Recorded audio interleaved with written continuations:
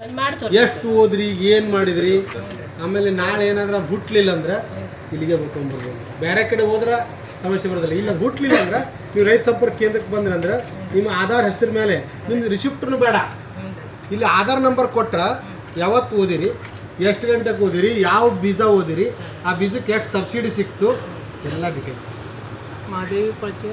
ಹಾಂ ತೋರಿಸ್ತಾರೆ. ಕೊಡೋಣ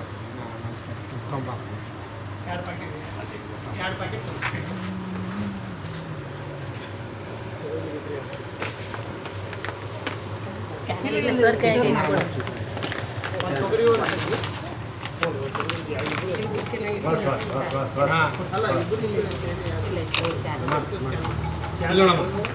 ಇಲ್ಲೋಡಲ್ಲ ನೀನು ಡೂಪ್ಲಿಕೇಟ್ ಬೀಜ ಬರಬಾರ್ದು ಅಂತ ಏನು ಮಾಡಿರ್ತೀವಿ ಅಂದ್ರೆ ಇದ್ರಾಗ ಒಂದು ಸ್ಕ್ಯಾನರ್ ಇಟ್ಟಿರ್ತಾವೆ. ಇದು ನಾಳೆ ಹುಟ್ಟಲಿಲ್ಲ ಅಂದರೂ ಇವರ ಜವಾಬ್ದಾರಿ. ಇಲ್ಲಿ ಹೋಗೋಣ ಅಲ್ಲಿ ತಗೊಂತದ ಇದ್ರಾಗ ಎಷ್ಟು ಕೆ ಜಿ ಐತಿ ಏನಾಯ್ತು ಅನ್ನಿತ್ತು.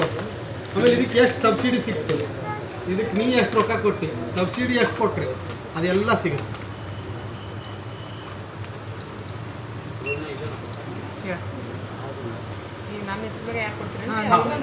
ಕೊಡ್ತಾರ ನಿಮ್ದು ನಿಮ್ಗೆ ಎಷ್ಟು ಬೇಕು ನೀವು ಕೊಡ್ತಾರ. ಈ ಸರ ನಾವು ಬೀಜನ ಎಲ್ಲೂ ಕೊಡುದಿಲ್ಲ ಅನ್ನುವಂಗಿಲ್ಲ. ಆಧಾರ್ ಕಾರ್ಡ್ ತರಬೇಕು, ಬೀಜ ಕಂಪ್ಲೀಟ್ ತೊಗೊಂಡು ಯಾರಿಗೇ ಇರಲಿ ಅವ್ರು. ಈಗ ಯಾಕಂದ್ರೆ ಎಲ್ಲ ಕಡೆ ಮಳೆ ಆಗೈತಿ, ಎಲ್ಲರೂ ಬಿತ್ತಾಕಿಲ್ಲ. ನಮ್ಮ ಅಧಿಕಾರಿಗಳು ಅದಕ್ಕೆ ಹೇಳ್ಬಿಟ್ಟಿವಿ, ಯಾರಿಗೂ ಬೀಜಕ್ಕಿಲ್ಲ ಅಂತ ಹೊಳೆ ಕಳಿಸ್ಬೇಡಿ. ಅವ್ರು ಯಾರಿಗೂ ಕಳ್ಸಾಕತ್ತಿಲ್ಲ. ಆದರೂ ಒಂದೊಂದು ಮೇಡಮ್ ಹುನಗುಂದ ತಾಲೂಕಿನಾಗ ಏನಾಯ್ತು, ಅವ ಯಜಮಾನ್ ತೀರ್ಕೊಂಡು ಕುಂದ ಅವ್ ಇನ್ನೂ ಅವ್ರ ಹೆಸರಲ್ಲೇ ವರ್ಷ ಆಗಿಲ್ಲ ಸರ್, ವರ್ಷ ಆಗಿಲ್ಲ, FID ಆಗಿಲ್ಲ, ಫಸ್ಟ್ ID ಆಗಿಲ್ಲ.